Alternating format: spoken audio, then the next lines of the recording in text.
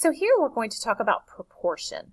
When we're talking about proportion, we're talking about comparing the size or the scale of something to the size or scale of something else. So you're going to want your scales to be pretty close. You know, you're not going to want a huge room, a large scale room, and a small piece of furniture. It would not look proportionate.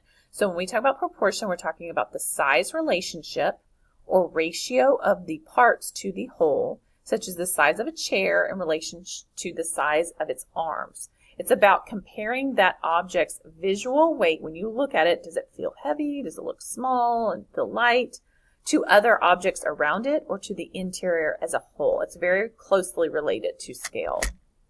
When we look at this table and chair set, here you'll notice the table legs are smaller in scale. They're thin, they look lighter, as do the legs of the chair. So those are proportionate. And then you'll notice the top is thicker and heavier, and it seems to have a lot of visual weight, as do the top of the chairs. So again, together, all of this is proportionate. We have this room right here. I would say this is a larger scaled room, medium. It could even be considered a medium scaled room. And if you look at the pieces of furniture, they are probably considered more of a medium in scale, because they're not tiny, but they're not huge and big and poofy. And so the scale matches the chairs. The scale of the chairs matches the scale of the sofa. And you'll see the legs on the chairs have smaller visual weight. And then again, the legs on the table do as well.